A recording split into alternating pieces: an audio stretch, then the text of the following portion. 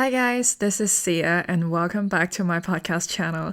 Today's episode will be entirely in English because I want to share my experience with a wider audience. I know many of you may enjoy my Mandarin episodes more. I'll also be recording another one in Mandarin for those who prefer it. But for now, sit back, relax, and join me to this crazy island adventure.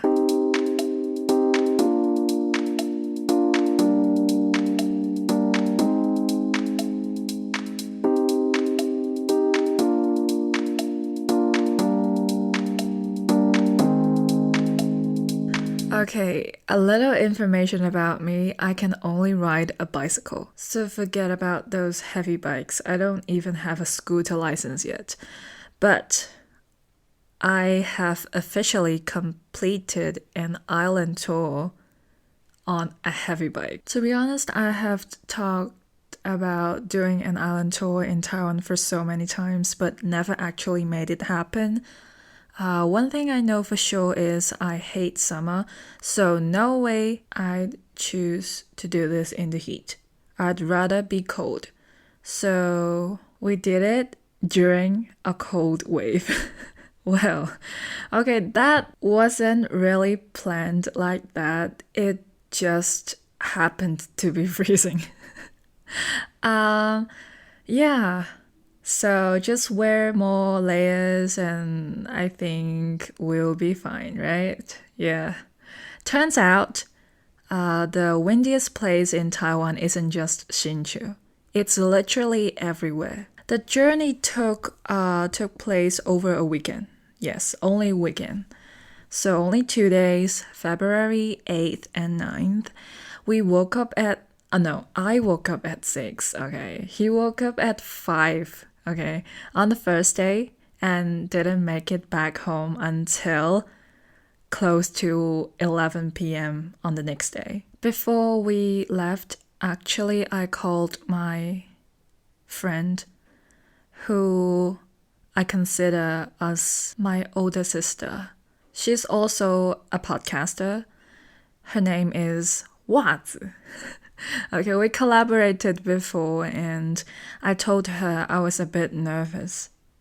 She said, 2 days for a first time island tour in Taiwan.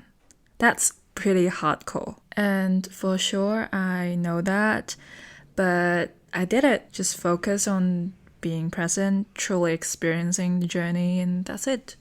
We did it. We started our journey in the north and went down the west coast. Our first stop was Nanliao, which is in Hsinchu, for breakfast for sure, and had my first ever bowl of yangchun mian, which is a simple dry noodle dish.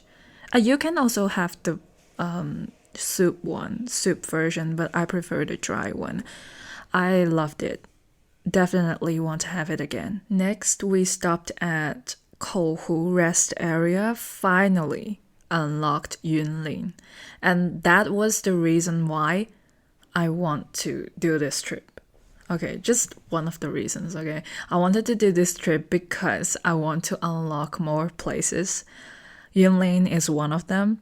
And in Yunlin, I saw an ice cream, mullet roll ice cream, for the first time. And after a quick hot tea break, we continued to the Taiwan's westernmost point. Yes, that point was full of sand. Yes, so I kept my full face helmet on. At first, I wasn't a fan of the full face design. Too tight and too restrictive. But now I can't live without it. It blocks the wind so well, especially on the highways or expressways. To be honest, I don't know how to distinguish them. So yeah, those roads. Yeah. Okay. Then we later stopped in Kaohsiung because my leg cramped up.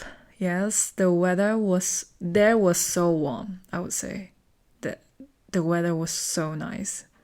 So I finally can treat myself to a Starbucks Frappuccino. The chocolate one. It's totally for the energy boost. And then we had a break in Pingdong.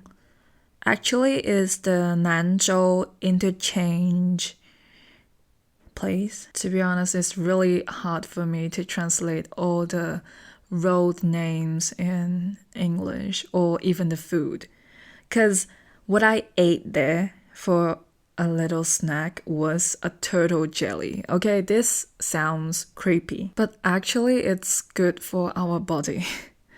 Because I'm from Hong Kong, so we called it as guilangao. In Mandarin is guilingao. Okay, one is Cantonese and one is Mandarin. So it is related to turtle, but I'm not eating the whole turtle.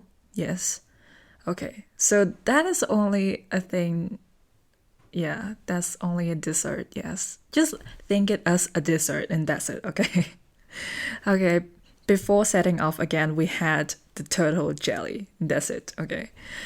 Eventually, we reached the Caopu Tunnel and bought the rain gear right before, okay? Just in case. And inside the tunnel, it was warm and there were radio broadcasts playing, but honestly, I couldn't catch a word. If we were in the car, maybe it'd be clearer, but yeah, sorry about that. I couldn't catch any words. Our next major stop was Duoliang Station. Okay, we finally reached Taidong. Yes, I unlocked Taidong finally.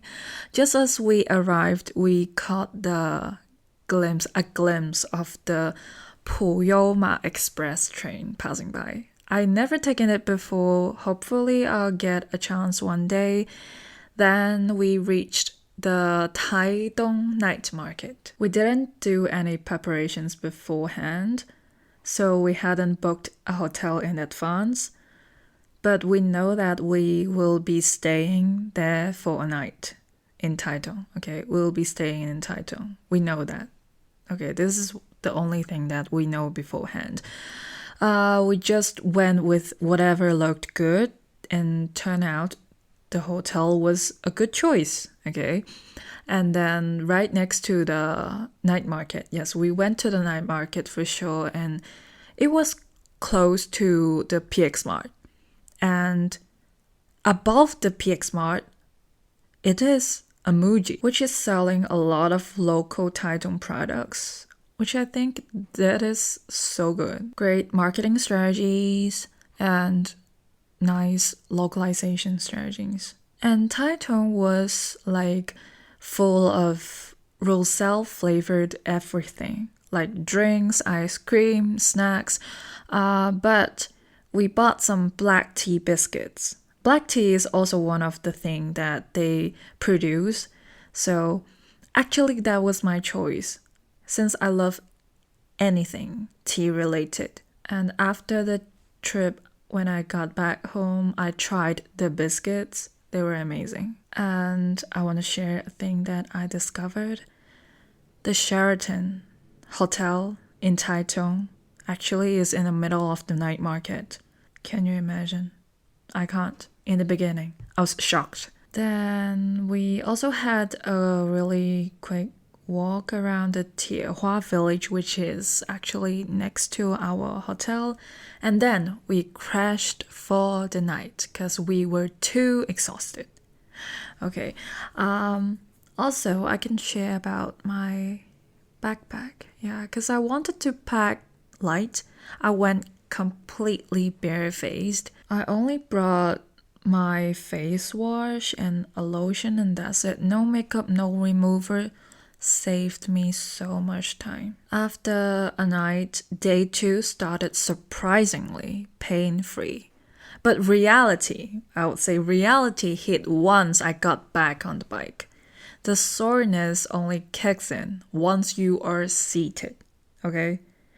Because the breakfast included, and then we had it, and what I had was a glass of passion fruit juice. So That made me a little bit drowsy because no caffeine inside.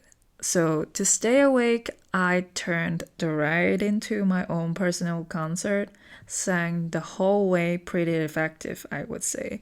Since no one could hear me over the wind anyway, I sang freely and pretty loudly. Okay, I really need to keep myself awake because it's really dangerous for me to sleep on a heavy bike. Although I'm not the driver, okay? Although I'm not like riding the bike, but it's still dangerous for me to sleep at the back. And the most important thing is, for sure, I don't want to miss anything. The East Coast route is stunning. Even on a cloudy day, the Pacific Ocean looked incredibly amazing. At Sanjiantai, also in Taitung, the contrast between the light blue and dark blue waters was breathtaking. I love the color of blue, so for sure I don't want to miss it. And although I would say the wind there was like kind of strong, yeah, kind of strong. I think it rivaled that of Qigu in Tainan and Nanliao in Hsinchu. Yeah, the wind was super strong. Yeah. And we also saw some bikers with the island tour in progress signs on their bikes. Seems like someone is always doing an island tour in Taiwan. Actually, we don't have that sign because I don't want to tell anyone. Of course, yes, I'm telling everyone now on my podcast channel, but during that progress, I don't want to tell anyone. Yeah, it's just like my secret project. And then we passed the Tropic of Cancer marker and saw another sign from a 65-year-old biker documenting their multi-day island tour. Also, their first ever island tour in Taiwan, which is amazing. And in Hualien, okay, we arrived Hualien. We saw the famous Starbucks made out of shipping containers, but by then I wasn't in a sightseeing mood, to be honest. My shoes and pants were like soaked, making everything feel heavier. So, yeah, my mood was not that good. But yeah, however, I would say the scenery was jaw-dropping. Because I usually find the ocean more beautiful, but this time the towering mountains left me speechless. Because we were heading Yilan, we were entering tons of tunnels, and after getting out of the tunnels, we saw lots of mountains. They are like towers. And I was like, oh my god, you guys are so pretty. And I want to say Yilan is literally a crybaby. It kept raining. My already soaked legs got even wetter. At one point, I looked back at the rain and said, "Catch me if you can." I was angry, to be honest. I was kind of pissed, but yeah, catch me if you can. Because after we escaped from Yilan, the final stretch through New Taipei City was a bit challenging, but no rain. Yeah. I thought New Taipei City is one of my friends because I spend a lot of time in Taipei. But yeah, this time I think the New Taipei City was a real challenge. I would say that was the most challenging part. Endless mountain roads, super quiet, and some creepy, broken, and abandoned statues. And we were the only bike, only car, only vehicle on the road, along the road. Passing Pinglin in New Taipei City, I realized this is the coldest place ever. My feet were still soaked, but I ditched my raincoat away. After a quick hot soy milk, we we're back on the road because I really want to go home. And guess what? More mountains. But this time, I think the city lights below were mesmerizing. Yes. Then, finally, guys, Taipei 101 came into view. At that moment, you know what? It's really unexpected because the Lunar New Year has passed already. And at that moment, when I saw the Taipei 101 on my left, and then the fireworks went off beside me on my right-hand side. It felt like crossing a finishing line and winning a gold. For sure, you can tell that I didn't visit every spot.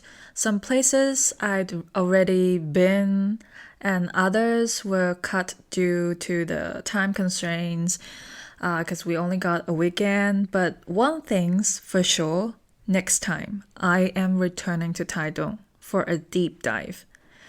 And for my butt and my leg, let's just say it didn't survive this trip. Yes. But I think I am recovering, so yeah, don't worry. Looking back, this tour around Taiwan taught me more than just geography. My body ached, and I battled wind, rain, cold that I never expected. But each kilometer brought me new discoveries. They say Taiwan is a compact island, but from the back of that heavy bike, watching those landscapes transform from coastal highways to mountain passes, I feel the mysteries of Taiwan. I really do.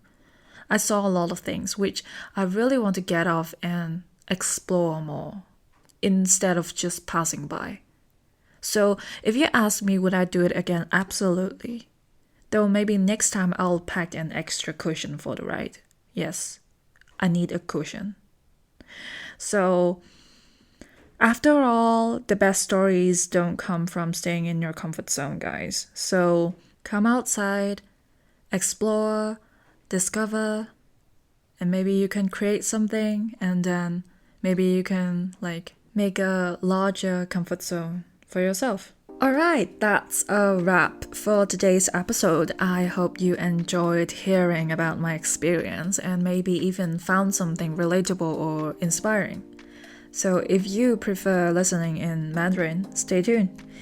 As always, feel free to share your thoughts with me and follow my Instagram and tell me through Instagram or even leave me a comment. And if you liked this episode, don't forget to subscribe and leave a review on my Apple podcast. Thank you. Thank you so much for tuning in, and I'll catch you in the next one. And see y'all in a bit. I'm Sia. See ya.